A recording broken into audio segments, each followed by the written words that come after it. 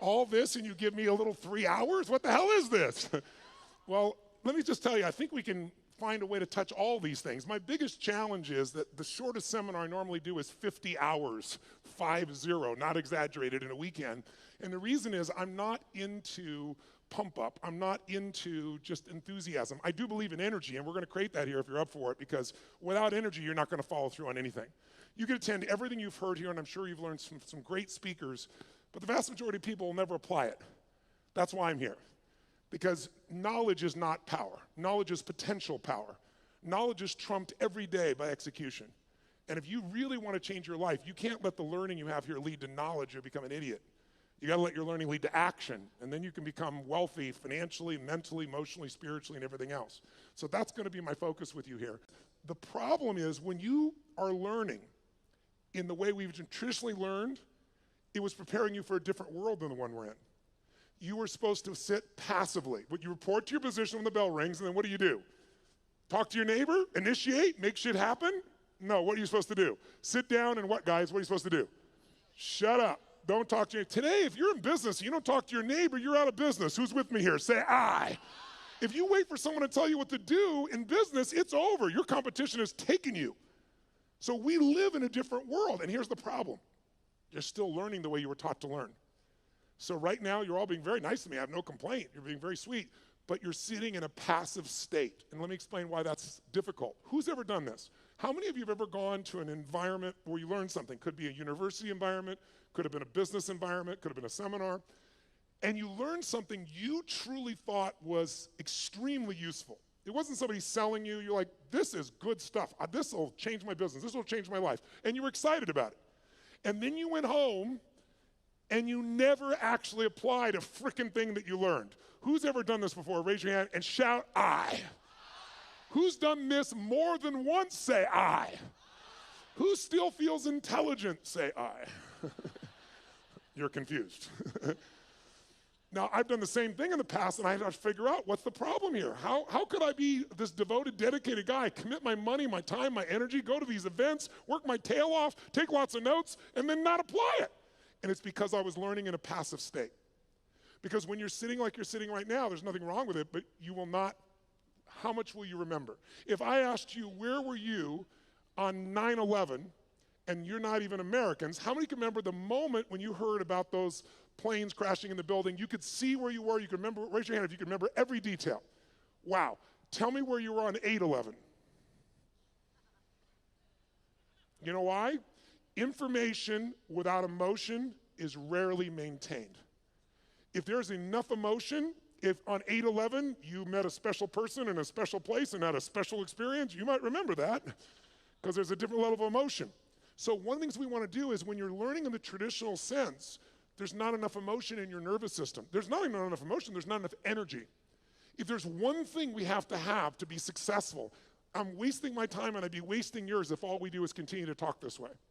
The reason is it might be interesting. As we go through some of the strategies, you'll probably be excited, write them down. But in this level of energy, here's what happens. Whatever state you're in when you're learning, it gets linked to what you're learning.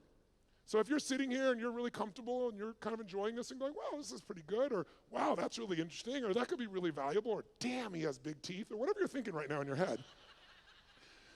If you're doing that in a passive state, then later on when you go to do something, you go, yeah, I'm really going to do this. This is really going to happen. And there's just no energy for it. So the less energy you have, the less likely you follow through and use something. How many follow here? Say I.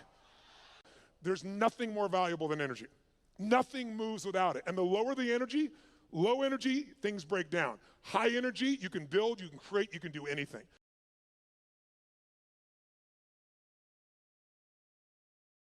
Once you succeed, now you're a symbol.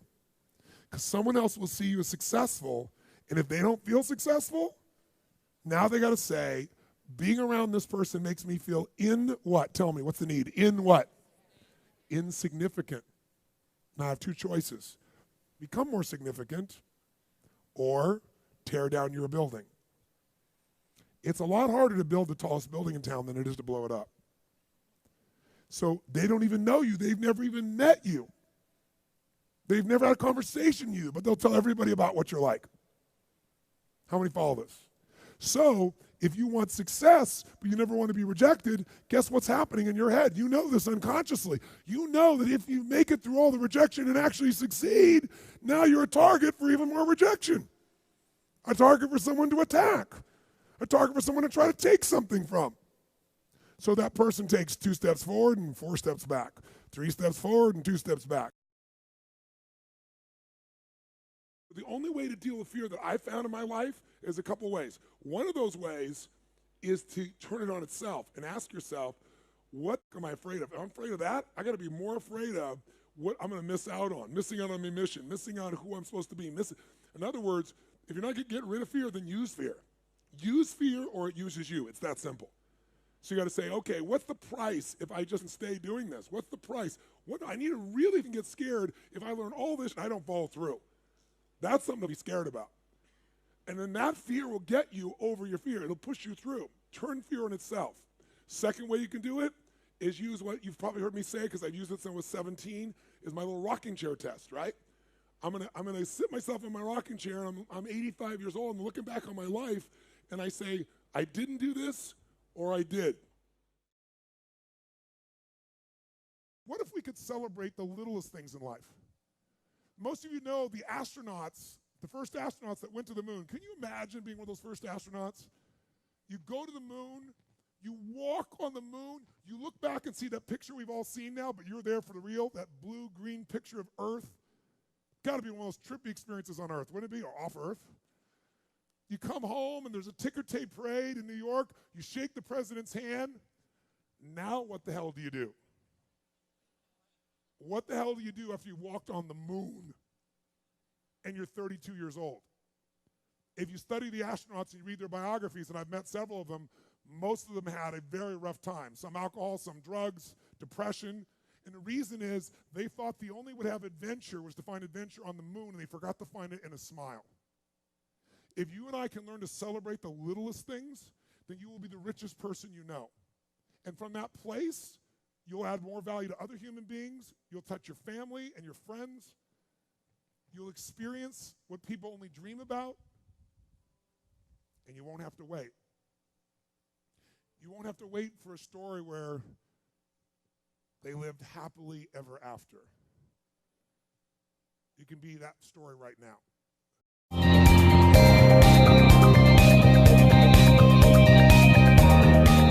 There is something that always works to get rapport, and it's something called matching and mirroring. The person who pointed out was Milton Erickson.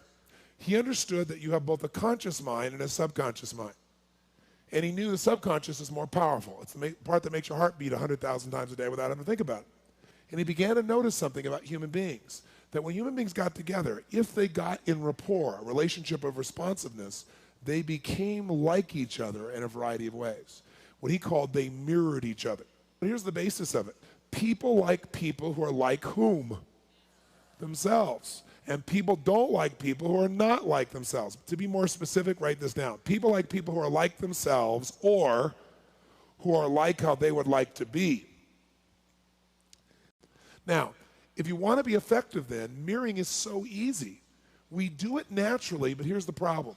Most people wait till they have enough words in common that then they put the voice in common and the body in common. But words are only 7%. They don't work all the time. Breathing's very powerful, one of the most powerful. If you breathe at the exact same pace as another person, you will feel what they are feeling, period. But you got to be breathing from the same location, the same tempo. And breathing is magnificent because it really hooks you to this person. You don't have to mirror everything someone does to have rapport. It's not like they lift their leg, you lift your leg, they lean forward, you lean forward, they sit back, you sit back. You don't have to do that, although believe it or not, you can do it a lot and people not even notice. But for example, you can get rapport just with the leg position and maybe the tone of voice, because physiology is 55% of communication. If you're sitting there, let's say you cross your leg like this. Can I cross my leg like this while we're talking? Yes or no? It'll feel comfortable to you. So you start bouncing your foot like this, back and forth. Can I bounce my foot at the same tempo? If I do, you'll feel totally connected to me.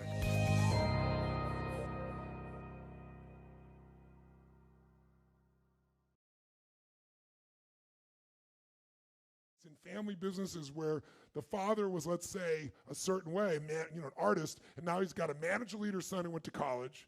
He's got another son that's an artist. He's got one entrepreneur. What does the entrepreneurial kid want to do right away? He wants to do what with a business? Sell the thing. It's 20 years old. Let's start with something fresh. And what's the father doing, turning over in his grave? You need to know who you are, because in the next couple of days, if you see someone who's what you call stuck, what you really see is their core identity is not making them make the right business decision. Where will you be in your business, in your life in 36 months? Not because you hope, because you decide. Everyone in this room knows how to create. You're not a manager of your life, you're a creator of your life, or you wouldn't be in this room. How do you create your life? You get hungry for something, don't you? Who has done something in your life that once seemed difficult or impossible, and now it's part of your life? Who's got something in your life in this area? Say, I. How did you do it? You created it 3 ways. Number 1, you decided there's something you wanted so bad that you unleashed all your desire. You became obsessed with it. If it was a business or a car or a relationship or a transformation in your body, if there's something you once envisioned and now it's real, it's because you didn't just envision it, you brought so much emotion to it that now it's in your life. It was once a dream, it was once a goal, and now it's in your life. How many have something like that in your life now? Say I. You may take it for granted now, hopefully not, but it was once just a vision. It may have seemed impossible at one time. So how did you do it? You started with a concrete vision of what you wanted, and you focused on it continuously, didn't you? Wherever focus goes, energy flows. You envisioned something, you got clear about it, and then you started thinking about all the reasons why you wanted it. You got excited about it. Said, this is what's next for me now. I want this. You may have dreamed about it, thought about it, talked about it. But when you focus on something continuously, something magical happens. You get insights, don't you? You overhear a conversation and you hear something you wouldn't have heard if you didn't have that outcome or goal that you wanted so badly. Who's ever come up with something, obsessed about it, didn't even know how to do it, and it just happened and it came together? Who's had that experience? Say I. So why don't we tap into that power now for your business and life?